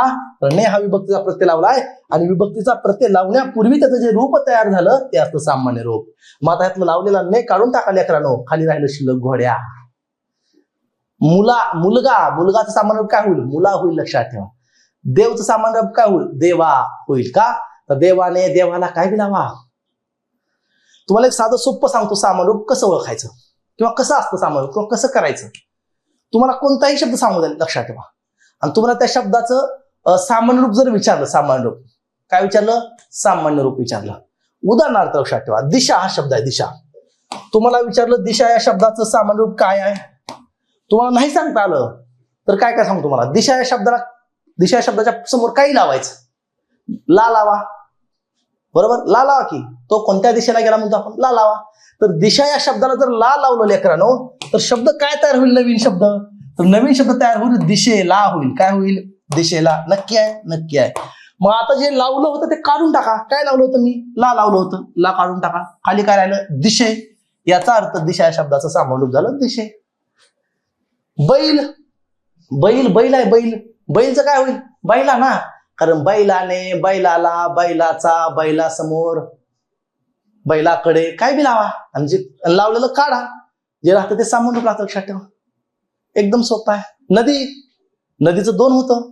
एक वचन असेल तर नदीचं नदीच राहतं, कारण नदीला, नदीने, नदीवर. आणि अनेक असतील तर नद्या होईल, नद्यांचा, नद्यांना महापूर आला. म्हणजे काय काय शब्दांचं सामान्य रूप एक वचनात वेगळं आहे, अनेक वचनात वेगळं आहे, लक्षात ठेवा. आंबा आहे, आंबा शब्द बघा, आंबा. आता आंबाचं सामान्य रूप मला कळून गेलं, बरोबर. त्याला चे लावा, आंबाचे होईल का, नाही, आंब्याचे लोणचे होईल. म्हणजे आंबाला चे लावला, शब्द तयार झाला, आंब्याचे. जे लावलं ते बाहेर काढा, चे काढा, राहिलं खाली काय, आंब्या राहिलं. म्हणजे आंबाचं सामान्य रूप झालं आंबा. घर आहे, घर आहे, समोर लावा, घरा समोर होईल, समोर काढा, घरा राहिलं, घरचं सामान्य रूप घरा झालं. एखाद्या शब्दाला विभक्तीचा प्रत्यय लावण्यापूर्वी किंवा कोणताही अव्यय लावण्यापूर्वी त्याचं जे रूप तयार होतं ते रूप म्हणजे मित्रांनो सामान्य रूप असतं, लक्षात ठेवा. ओके, आता काही महत्वाचे शब्द आहेत सामान्य रूपाचे, ते आपण बघूया, लक्षात ठेवा. चला बघा, सामान्य रूप बघायचं आपल्याला. चला, जे वेगळं आहे, जे हटके आहे, असे शब्द मी तुम्हाला सांगतो, लक्षात ठेवा. बघा, शिक्षक, शिक्षक, तो हा शब्द आहे, याचं सामान्य रूप ओळखायचं आहे, बरं का. खांब, सामान्य. सूर्य, लक्षात ठेवा, सूर्य सलावकार दुसरा असतो नेहमी, सूर्य, बरोबर. माळी, माळी, माळी. भाऊ, भाऊ. नातू, नातू, लक्षात ठेवा. पेरू, बरोबर. Photo, photo. बाग, बाग, लक्षात ठेवा. शाळा, शाळा. अजून काही लिहू महत्वाचे आपण, हा. शाळा. नदी, नदी. दासी, दासी, लक्षात ठेवा. जाऊ, जाऊ. ओके, आधी एवढं बघू आपण, मग आणखी काही महत्वाचे राहिले पुन्हा बघू. इकडे बघा आता. चला, शिक्षकचं सामान्य रूप काय असेल, लक्षात ठेवा. शिक्षक, नी लावा की नी, शिक्षकांनी होईल, लक्षात ठेवा. शिक्षक, नी जर लावलं तर शिक्षकांनी होईल, मग नी काढा, खाली लागतं ते शिक्षका. तोच सामान्य रूप काय कळलं पाहिजे. तोला ने लावा, तो ने होईल का, तोने मला मारले म्हणून आपण नाही, तोच काय होईल, मग त्याने म्हणतो आपण. म्हणजे तो या सर्वनामाचं सामान्य रूप होतं, त्या लक्षात ठेवा. खांबाचं काय होईल, खंबा नाही, खांबा होईल, लक्षात ठेवा. खांबाला चिटकून बसला, खांबाला, ला काढा, खांबा राहिलं. सूर्य काय होईल, सूर्या होईल, सूर्या नम, बरोबर. सूर्याचा प्रकाश, सा काढा, खाली सूर्या राहतं. माळी काय होईल, माळ्या, माळीचं सामान्य रूप काय होईल, माळ्या, बरोबर. माळ्याचं पोरग, माळ्याची पोरगी म्हणतो आपण. भाऊ, भावा म्हणतो की आपण. भावाने मारले, भावाने, ने काढा, खाली राहतं ते सामान्य रूप भावा राहिलं, लक्षात ठेवा. नातू, नातूचा नाता होईल का, नाही, नातवा, बरोबर. नातवाचा ला, नातवाचा आजोबा म्हणतो आपण, नातवा. असं पेरूचं पेरवा होईल का, नाही, पेरूचं पेरूच राहतं बघा. पेरूला, पेरूने, पेरूचा, पेरूच राहतं. काय काय शब्द असे आहेत त्यांचं सामान्य रूप होत नाही, तेच राहतं, लक्षात ठेवा, बरोबर. फोटो, तो फोटो, फोटोचं काय होईल, फोटोचं फोटोच होतं, फोटोला, फोटोने, फोटो, बरोबर. बाग, बागचं सामान्य लक्षात ठेवा. एक असेल तर बागे होतं, कुठे गेला होता, बागेत. आणि अनेक असतील तर बागा होतं, लक्षात ठेवा. का, बागांना म्हणतो आपण, लक्षात ठेवा. बघा, म्हणजेच मी मग सांगितलं काही काही शब्दांचं सामान्य रूप एक वचनात वेगळं असतं, अनेक वचनात वेगळं असतं, लक्षात ठेवा. काही काही शब्दांचं सामान्य रूप होतच नाही, ते तसंच राहतं, लक्षात ठेवा. ओके. शाळा एक असेल तर शाळे ना, एक असेल तर शाळे, कारण शाळेत गेला होतास. कुठे गेला होतास तू? शाळेत. एक असेल तर शाळे आणि अनेक असतील तर शाळा. सगळ्या शाळांना निरोप पाठवा. शाळा अनुस्वार असतो. अनेक वचनी शब्दाच्या सामान्य रूपावर नेहमी अनुस्वार द्यायचा, लक्षात ठेवा. एक नियम आहे, कारण अनेक वचनी शब्दाच्या सामान्य रूपावर अनुस्वार दिल्याशिवाय ते सामान्य रूप एक वचनाचं आहे का अनेक वचनाचं आहे कळत नाही. म्हणून बघा, मी तर बागालेला अनुस्वार दिलाय, शाळा दिला अनुस्वार, शिक्षकांना आपण नेहमी आदरार्थी बोलतो म्हणून अनुस्वार दिलाय. बरोबर. नदी बघा, एक असेल तर नदीच, नदीला नदीवर, पण अनेक असतील तर नद्या, लक्षात ठेवा. नद्यावरती अनुस्वार आहे. दासी लक्षात ठेवा, दासीचं सामान्य रूप दासीच होतं, दाशा होत नाही. दासीला दासीनेच होतं, लक्षात ठेवा. बरोबर. जाऊचं काय, एक असेल तर जावे, माझ्या जावेने बोलावलंय, आणि अनेक असतील तर जावा, लक्षात ठेवा. अनेक असतील तर जावा, वावरती अनुस्वार का अनेक वचन आहे. म्हणून मी नेहमी सांगतो, अनेक वचनी शब्दाच्या सामान्य रूपावरती काय द्यायचा आहे, अनुस्वार द्यायचा. आणखी काही महत्वाचे उदाहरण आपण पाहूया. चला